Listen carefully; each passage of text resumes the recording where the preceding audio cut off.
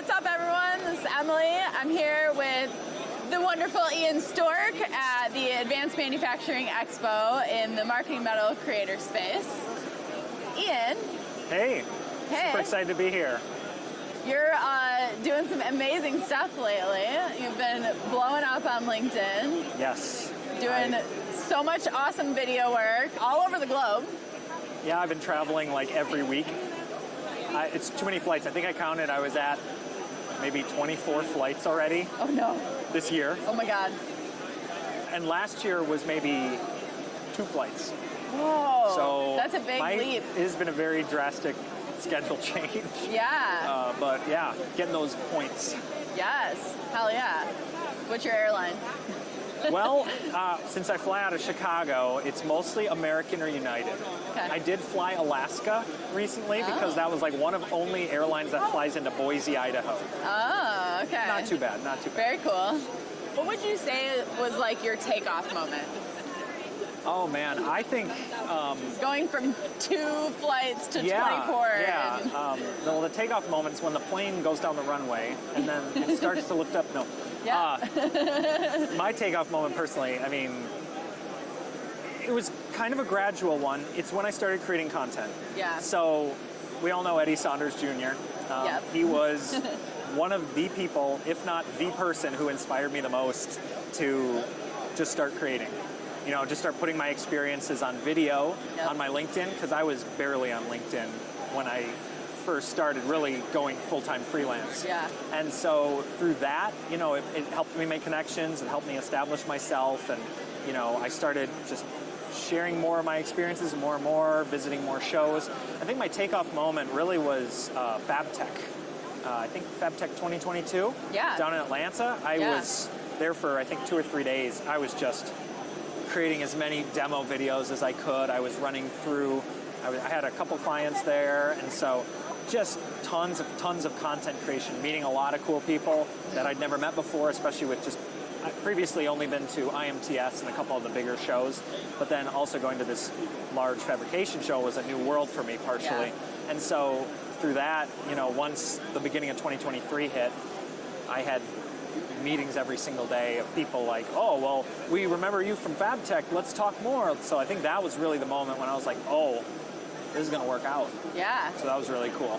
Yeah, that's so awesome. Are you going to FabTech this year? Of course. Well, actually, I'm going to be at FabTech probably 1 or 2 days, and I don't know how much content I create because I'm leaving for vacation in the middle of FabTech, and I'm going to be in Europe for a month. Yes. So I don't know how much editing I'll be doing when I'm backpacking in the Highlands of Scotland. So good for you.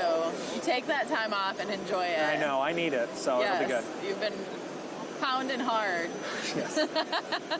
So what would you say is, like, I know you have a lot of cool stuff coming up.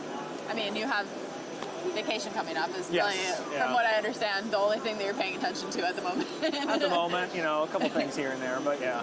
But after vacation, what's next for you? What big goals do you have for yourself?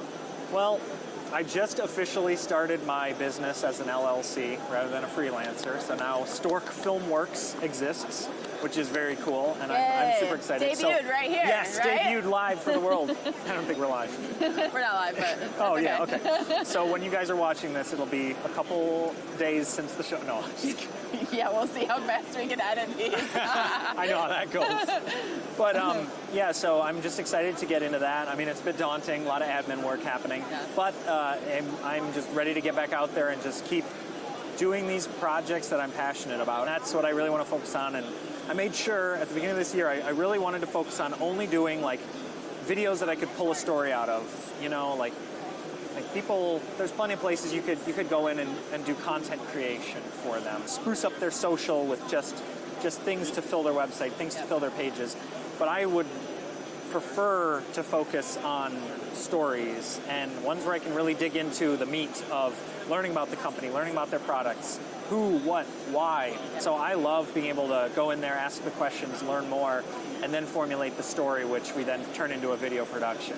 I really, really focus heavily on doing projects like that, and this year has been a learning experience of what I want to do and what I don't want to do. And so as I move forward, Q4 and probably just mostly the beginning of next year, really focusing heavy on those passion projects, which also putting food on the table too. Well, yeah, yeah, perfect. So how did you get into the manufacturing space?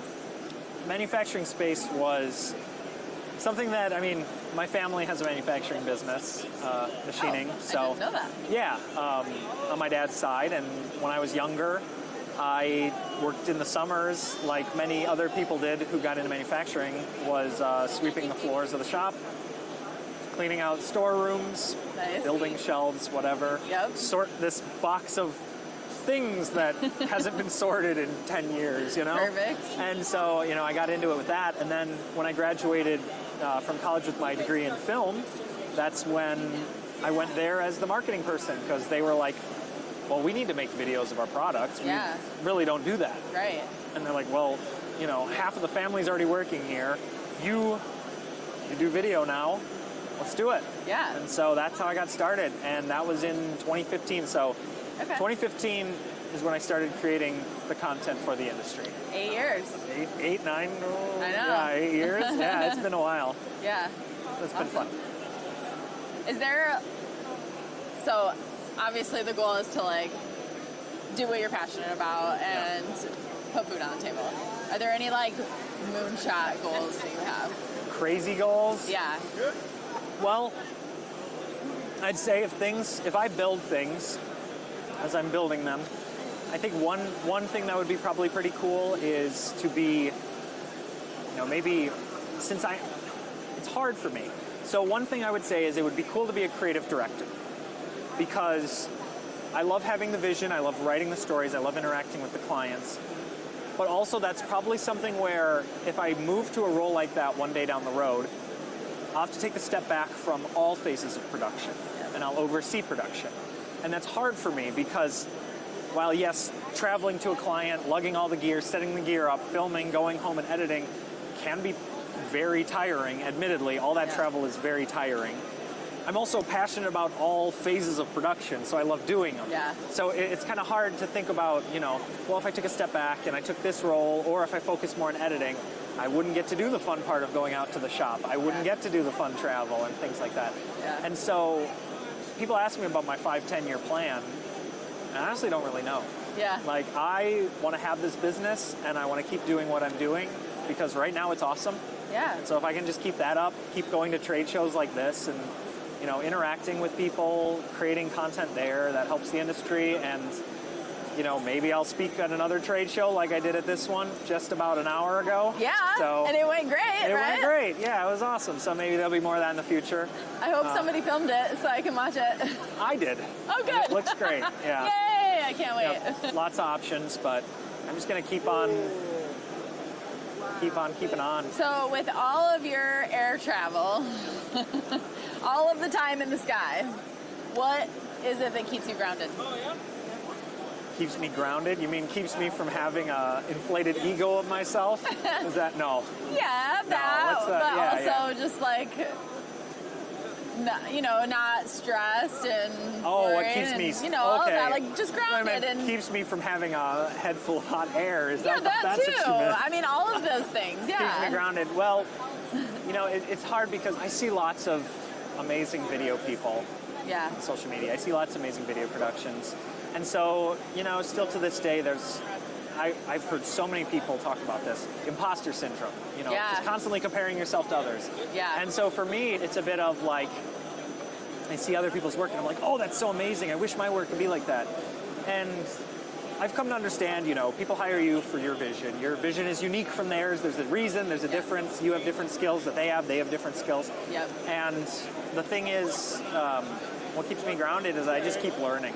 If you as an artist don't keep trying new things, keep learning, you're going to get stale. Yeah. And so that's one thing I keep doing. I just want to keep learning and keep growing and trying new things. And that's how I keep myself refreshed. And in terms of how I stay grounded from work, I try to do a balance of work life. And it's been hard this year with so much new work coming at me. I want to take everything. Yeah. I want to do all of it. And so much but yeah, travel. that travel's been very exhausting. Yeah. But the thing that keeps me grounded is I just, go out, I go hiking with my girlfriend, We play board games, and I'm just like, have to prioritize that.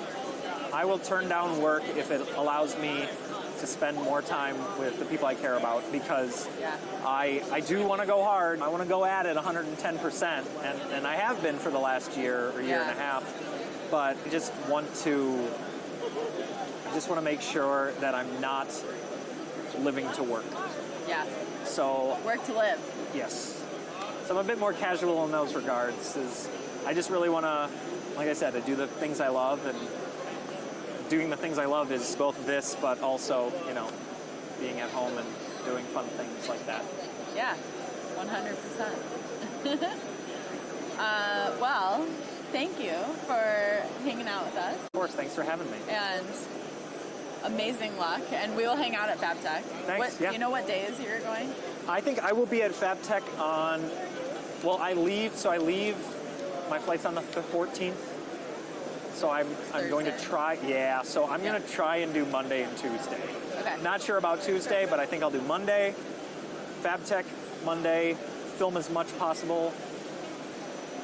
Yeah, it's going to be a tough one because I still have a lot of things coming up. So, but awesome. One day at least, because it's my favorite show. Yeah. It's my big show. I know. So, we'll see. I know. It's super fun. Yeah. We're going to be there with Eddie and Sammy on Tuesday through Thursday. You're speaking there. I'm speaking, yes. I'm speaking Wednesday. Eddie's on Tuesday. Awesome. Yeah. I won't. I'm gonna you miss won't yours. be there. It's fine. Sorry. It's fine, but I'd love to hang out. Yeah, for sure. Awesome. Well, thank you so much for being here with us. Yeah. It's fun hanging out. Looking forward to tonight. We'll be hanging out more. I know. Party time. Party on Wayne. Party on Garth.